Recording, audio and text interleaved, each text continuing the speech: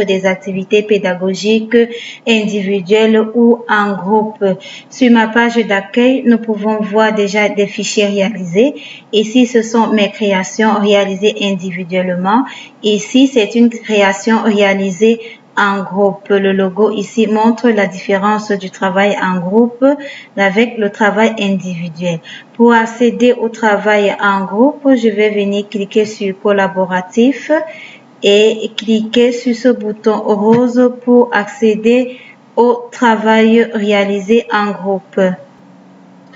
Nous avons choisi d'exposer sur un thème d'actualité la COVID-19 et le e-learning au Cameroun. Pour ce faire, un membre du groupe crée l'activité et il nous invite en inscrivant nos adresses e-mail pour collaborer au travail. Et dans nos comptes Geniali, nous recevons l'invitation à participer. Voilà, Brice propriétaire, c'est lui qui a créé l'activité de départ et nous a invités à participer. Notons que dans ce travail, nous sommes tous des collaborateurs. Alors, le travail est réparti en fonction du plan proposé là. Et pour donner du style et de la vie à nos présentations, soit une présentation choisie dans les modèles proposés par Geniali, soit une page vierge que nous pouvons apporter les modifications nécessaires. Alors, cette barre de tâches nous permet de réaliser notre présentation. Nous pouvons choisir un texte et apporter des mises en forme nécessaires en cliquant sur le texte. Il y a cette barre de tâches qui s'affiche avec des outils nécessaires pour apporter les différentes mises en forme. Pour une image, je peux choisir une image proposée par Geniali ou cliquer sur ce bouton et aller dans la bibliothèque de mon ordinateur ou à Internet, importer une image.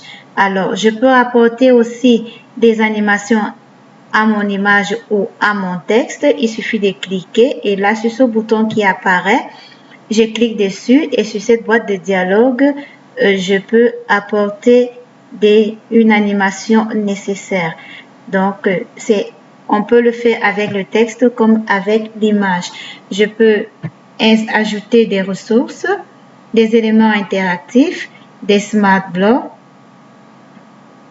faire une insertion et ajouter aussi une image de fond. Donc, je peux choisir là où je peux aller importer une image et insérer comme fond d'image. Lorsque j'ai fini de réaliser ma présentation, je peux prévisualiser en cliquant sur ce bouton et voir comment se présente à ma présentation. Notons que pour travailler à Geniali, on n'a pas besoin de se retrouver physiquement à distance. Dès qu'on a reçu l'invitation, on peut accéder à la présentation et travailler, apporter les modifications nécessaires. C'est comme ça qu'on associe les idées pour pouvoir réaliser un projet. Donc voilà un peu comment la présentation apparaît. Vous voyez que c'est très interactif. Et là, si je veux apporter des modifications, je clique à éditer et j'apporte des modifications nécessaires. Lorsque le travail est fini, nous pouvons enregistrer là et partager. Notons que le travail s'enregistre de manière automatique. Pour faire passer nos présentations, nous pouvons cliquer sur le bouton la navigation,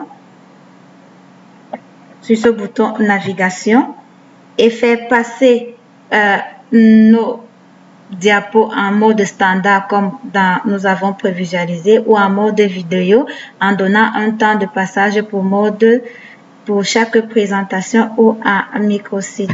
Donc voilà un peu la présentation réalisée à Geniali. Nous avons réalisé 17 diapos et on peut en rajouter selon la nécessité.